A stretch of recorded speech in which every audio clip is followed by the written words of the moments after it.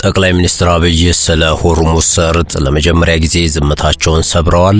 በወፍ በረር እንቃኘዋለን። አብን ዳግም ከብልጽግና መንግስት ጋር በቅንጅት እንደሚሰራ አስታውቋል። ከናይጄሪያ አዲስ አበባ ቦሌ የተዘረጋው አደገኛ የወንጀል መስመር እጅግ መጠነ ሰፊ ዘመቻ እንደተጀመረበት እየተሰማ ነው፣ እንመለከተዋለን። እንደዚሁም በአክሱም ከተማ በጁማ የሶላት ቀን ያጋጠመው ረብሻና ግርግር በአስቸኳይ እንዲጣራ የትግራይ ክልል እስልምና ጉዳዮች ምክር ቤት አሳስቧል። የክልሉ መንግስት ምን ምላሽ ሰጠ? በጥንቅራችን ተሰሙታላችሁ። የአሜሪካ ጦር ሆርሙዝን መዝጋት ጀምሯል። ቻይና ይህንን ውሳኔ በይፋ መቃወም ጀምራለች። ከውጭ የተካተተ ጉዳያችን ነው። ሌሎችም ወቅታዊ ጉዳዮችን አካተናል። ጤና ይስጥልን። የመረጃ ጥንቅራችን ተጀመረ። በመግቢያችን ላይ ያደመጣችሁት አበይት ነጥቦችን ነው። ዝርዝር መረጃዎቹን ደግሞ እንደሚከተለው እናስደምጣችኋለን።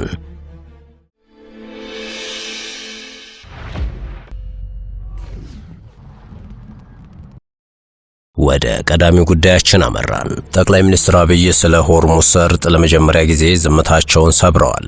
ብሔራዊ የቴሌቪዥን ጣቢያው ከጠቅላይ ሚኒስትሩ ጋር ባደረገው ቃለ ምልልስ ታሪካዊ ኃላፊነት ተሸክመዋል ባይ ነው። ጠቅላይ ሚኒስትር አብይ አህመድ የትላንት ጥፋትን የማረም የታሪክ ዕዳ ወድቆባቸዋል በማለት ጣቢያው ይህንን ጥፋት አለማረም አደጋው ብዙ ነው፣ አደጋው ሲመነዘር በሀገር ህልውና ክስመት የሚከፈል መራራ ጽዋ ይሆናል ያለ ሲሆን ጠቅላይ ሚኒስትር አብይ በሀገር የአንድነት ጉዳይና በባህር በር ጉዳይ ከቀድሞ ጠቅላይ ሚኒስትር መለስ ዜናዊ መንገድ በተቃርኖ ቆመዋል ሲልም በይኗል። አብይም ዛሬ ምሽት ይተላለፋል በተባለው ቃለ ምልልሳቸው የባህር በር አልባ መሆን ያደረሰውን የጉዳት መጠን አስረድተዋል። ዓለም የሆርሙዝ ሰርጥን ለማስከፈት እየታገለ መሆኑን ጠቁመው አጀንዳው ከኢትዮጵያ በላይ የማንም አይሆንም ነው ያሉት። በሆርሙዝ መዘጋት ምክንያት በተፈጠረው የነዳጅ እጥረት እጅግ ክፉኛ ከተጎዱ ሀገራት ውስጥ ቀዳሚዋ ኢትዮጵያ መሆኗን ዘ ኢኮኖሚስት ከሳምንት በፊት ይፋ ባደረገው ሪፖርት ጠቁሞ ነበር። አብይ ይህ መተላለፊያ እንዲከፈት ምን ያደርጉ ይሆን? እንመለከተዋለን።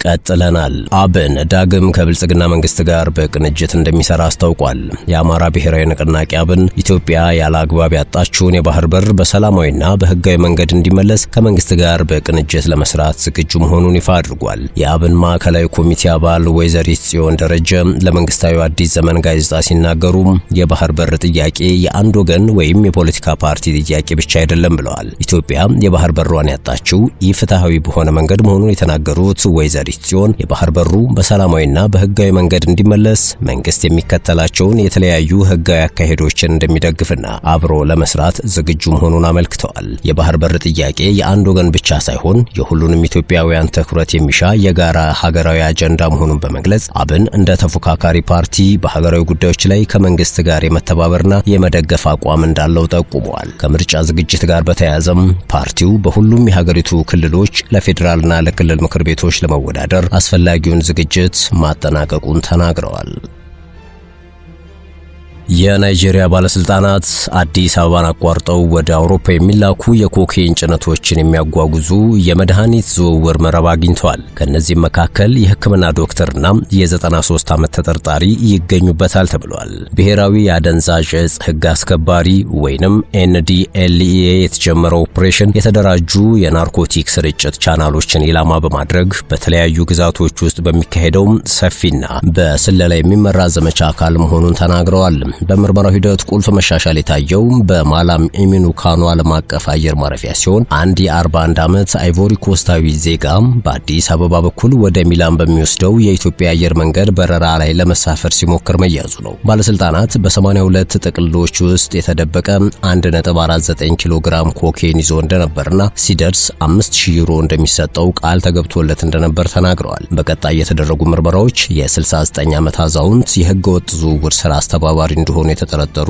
የሕክምና ዶክተሩ እንዲታሰሩ ምክንያት ሆኗል። በኦጉን ግዛት በሚገኘው መኖሪያ ቤቱ ውስጥ በቁጥጥር ስር ያሉ የመድኃኒት ንጥረ ነገሮችም ተገኝተዋል ተብሏል። የጸረ አደንዛዥ ዕፅ ቡድን አባላት በተናጠል ፖሊሶች በአቢያ ግዛት አንድ የ93 ዓመት አዛውንት በቁጥጥር ስር አውለው 7.7 ኪሎ ግራም ካናቢስ በቤታቸው ተይዟል። ኤጀንሲው ተጠርጣሪው ወደ ህገወጥ ንግድ የገቡት በቅርብ ጊዜ ነው ብሎ ለ10 ዓመታት መደበኛ ባልሆኑ ስራ እንደሰሩ ገልጿል። ይህ ዘመቻም በርካታ ክልሎች ውስጥ እየተስፋፋ እየተስፋፋ እንደሆነ ነው የተነገረው። ባለስልጣናት በርካታ ከካናቢስና ኮካይን የተሰሩ ሽሮፕና ሌሎች አደንዛዥ እጾችን መያዛቸውን ሪፖርት አድርገዋል። ከትላልቅ ኦፕሬሽኖች መካከል በአንዱም በንግድ ጭነቱ ውስጥ የተደበቀ ከ7000 ኪሎ ግራም በላይ ካናቢስ ወደ አቡጃ ሲሄድ መያዙ ነው። የጸረ አደንዛዥ እጽ ቡድኑም ክልላዊ ባለስልጣናት ከጊዜ ወደ ጊዜ እየተራቀቁ ያሉ የድንበር ተሻጋሪ የሰዎች ዝውውር መረቦችን ለማደናቀፍ እየጨመረ የሚሄድ ጫና እያጋጠማቸው በመሆኑ የአደንዛዥ እጽ ፍላጎትን ለመቀነስ የታለሙ የህዝብ ግንዛቤ ዘመቻዎችን ጎን ለጎን የማስፈጸሚያ ስራዎችን እንደሚቀጥሉም ተናግረዋል ተብሏል። አነጋጋሪው ውሳኔ አቧራ አስነስቷል። የድምፃዊ ቴዲ አፍሮ ጋዜጣዊ መግለጫ መሰረዙ እየተሰማ ነው። የአርቲስት ቴዎድሮስ ካሳሁን ወይም በመድረክ ዕውቅ ስሙም ቴዲ አፍሮ አዲስ አልበሙን አስመልክቶ ሊሰጥ የነበረው ፕሬስ ኮንፈረንስን የተሰረዘው ኢትዮሪካ የተሰኘውን አዲሱን አልበም አስመልክቶ ዛሬ ሚያዝያ 6 ቀን 2018 ዓ.ም የኤክስክሉሲቭ የሚዲያ አጋርነት ስምምነትን በተፈራረመው አርቲስት ቲቪ ላይ ሊሰጥ የነበረው ጋዜጣዊ መግለጫ በይፋ መታገዱን የመረጃ ምንጮች ዘግበዋል። በርካቶችም እየተነጋገሩበት ነው። የመረጃው ምንጮች እንደሚሉት ቴዲ ለተለያዩ ሚዲያዎችና ጋዜጠኞች ሊሰጥ የነበረውን ይህንን መግለጫ በቀጥታ ለማስተላለፍ ከአርቲስት ቲቪ ጋር አስቀድሞ ስምምነት ተፈራርሞ ነበር። ነገር ግን መግለጫው መታገዱን አስመልክቶ ከመንግስትም ሆነ ከድምፃዊ በኩል ይህን ዘገባ እስካጠናቀርንበት ጊዜ ድረስ የተሰማ ይፋዊ ማረጋገጫ የለም። ጥንቅራችን እንደቀጠለ ነው። የታሰሩትን በአስቸኳይ ፍቱ። ምክር ቤቱ በአክሱም ከተማ በጁማ የሶላት ቀን ያጋጠመው ረብሻና ግርግርም በአስቸኳይ እንዲጣራ የትግራይ ክልል እስልምና ጉዳዮች ምክር ቤት አሳስቧል። በሶላት ሰዓት በተፈጠረው ረብሻና ግርግር በጸጥታ ኃይል የታገዘ አዛንን በአስገዳጅ የማስቆም ተግባር ተፈጽሟል ብሏል። ምክር ቤቱ ለዘመናት የቆየው መከባበርና መቻቻልን የጣሰ መስገጃ ቦታ በመዝለቅ ቅዱስ ቁርአንን እስከ መቅደድ የደረሰ ያልተቀደሰ ተግባር ነው የተፈጸመው ሲል አውግዟል። ሶላት ለመስገድ የተሰባሰቡ አማኞችን ማሰር ልክ እንዳልሆነ የጠቀሰው ምክር ቤቱ ታሳሪዎች በአስቸኳይ ይፈቱ ብሏል። ታሰሩ ያላቸው የእስልምና እምነት ተከታዮችን ቁጥር ያልጠቀሰው ምክር ቤቱ ሕግን ጥሰው ሕገወጥ ተግባር የፈጸሙ አካላት በአስቸኳይ ለሕግ እንዲቀርቡ አሳስቧል። በጁማ ቀን ለሶላት የወጡ አማኞች የድምጽ ማጉለያ እንዳይጠቀሙ ከማስጠንቀቅና ከመከልከል በዘለለ በጸጥታ አካላት የታገዘ የመቀማትና የመስበር ተግባር መፈጸሙ እንዳሳዘነው ምክር ቤቱ ጠቅሷል። መንግስት ሕገወጥ ተግባር በፈጸሙ የጸጥታ አካላትና ተባባሪዎቻቸውም አስተማሪ የእርምት እርምጃ እንዲወሰድም ምክር ቤቱ ጠይቋል። ወደ ሌላኛው መረጃችን አለፍን። የአሜሪካ ጦር ሆርሙዝን መዝጋት ጀምሯል። ቻይና ይህንን ውሳኔ በይፋ መቃወም ጀምራለች። ዋሽንግተን ከሆርሙዝ የሚወጡና ወደ ሆርሙዝ የሚገቡ መርከቦችን ማገድ መጀመሯ ተገልጿል። ፕሬዝዳንት ትራምፕ ኢራን በኒውክሌር ፕሮግራም ዙሪያ ከስምምነት ላይ ካልደረሰች ከዛሬ 10 ሰዓት ጀምሮ እግድ እንደሚጥሉ ዝተው ነበረ። ትራምፕ ሰርጡን በሚያልፉ መርከቦች ላይ ጥቃት እንደሚሰነዘር አስጠንቅቀዋል። ከዚሁ ጋር በተያያዘ ታዲያ ቤጂንግ በሆርሙዝ ሰርጥ ላይ የሚደረግ ማንኛውንም እገዳ እንደምትቃወም አስታውቃለች። ቤጂንግ ይህንን ያስታወቀችው ተጠባቂ የነበረውን መግለጫ ይፋ ባደረገችበት ወቅት ነው። የቻይና መንግስት በሆርሙዝ ሰርጥ ላይ የሚደረግ ማንኛውንም የባህር ላይ እገዳ የዓለም አቀፉን ማህበረሰብ ጥቅም የሚጎዳ መሆኑን በመግለጽ የሚመለከታቸው አካላት ሁሉ ራሳቸውን እንዲገቱ አሳስባለች። አሜሪካም በኢራን ወደቦች ላይ የባህር ላይ ትራፊክ እገዳ እንደምትጀምር ማሳወቋን ተከትሎ ቻይና በሰጠችው ምላሽ ከኢራን ጋር ያላትን ጠንካራ የንግድና የኢነርጂ ትብብር እንደምታስቀጥል ገልጻለች። የቻይና የመከላከያ ሚኒስቴር በበኩሉ የሀገሪቱ መርከቦች በሰርጡ በኩል የሚያደርጉትን ጉዞ እንደማያቋርጡና የኢራን መንግስት መንገዱን ክፍት ማድረጉን ጠቁሟል። ይህ ውጥረት የነገሰው በኢራን ጦርነት ዙሪያ ቅዳሜና እሁድ በኢስላማባድ የተደረገው ድርድር ያለ ውጤት መጠናቀቁን ተከትሎ ሲሆን ቻይና የኢራን የነዳጅ ምርት ዋነኛ ገዢ እንደመሆኗ ጉዳዩን በቅርበት እየተከታተለችው ነው።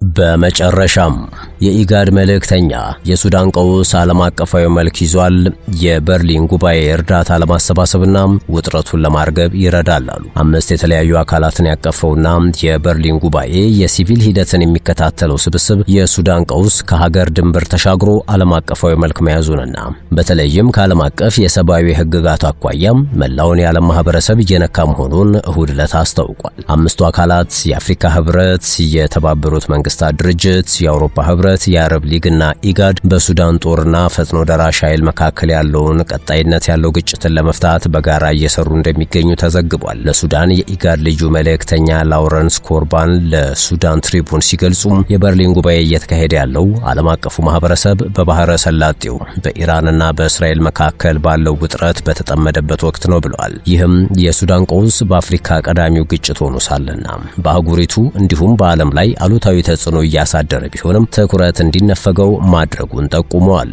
ኮርባንዲን አጽንኦት ሰጥተው እንደተናገሩት የበርሊን ጉባኤ ስለ ሰብአዊ ሁኔታው ለመመካከርና ውጥረቱን ለማርገብ ለተቀመጠው ቀዳሚ ግብ ፖለቲካዊ ድጋፍ ለማሰባሰብ ከሚካሄዱ ተከታታይ ዓለም አቀፍ ስብሰባዎች አንዱ ነው። የሱዳን ባለስልጣናት በጉባኤው ላይ ላለመሳተፍ የራሳቸው ምክንያት አላቸው፣ እኛ በዚያ ላይ አስተያየት አንሰጥም ያሉት ኮርባንዲ፣ ይሁን እንጂ ቀውሱ ዓለም አቀፋዊ ይዘት ስላለውና በተለይም በሰብአዊ ዘርፍ ዓለምን የሚነካ በመሆኑ የጉባኤው ዋና ትኩረት እርዳታን በማሰባሰብ ረሃብና እልቂቱ በጨመረበት ወቅት ውጥረቱን ለማርገብ እንዴት አስተዋጽኦ ማበርከት ይቻላል የሚለው ላይ ይሆናል ብለዋል። ጦርነት በባህሪው ፖለቲካዊ በመሆኑ የሰብአዊ እርዳታ ስራዎችን ከፖለቲካ ሙሉ በሙሉ ነጥሎ ማየት እንደማይቻል የገለጹት መልእክተኛው ግጭቱን የሚያራዝመውን ጽንፈኛ ፖለቲካዊ አዝማሚያ ያሉትን ለመቀነስ የሚያስችል ቀመር መፈለግ እንደሚያስፈልግ አሳስበዋል። መልእክተኛው አክለውም ከበርሊኑ ጉባኤ በፊት በአዲስ አበባ ስብሰባ ተካሂዶ ስለ ሰብአዊ አጀንዳውና ጦርነቱን ማቆም ስለሚቻልበት መንገድ ውይይት መደረጉን ገልጸዋል። ውድ ቤተሰቦቻችን የመረጃ ጥንቅራችን አበቃ። ስላዳመጣችሁን ከልብ አመሰገንን። በያላችሁበት ሰናይ ጊዜን ተመኘን።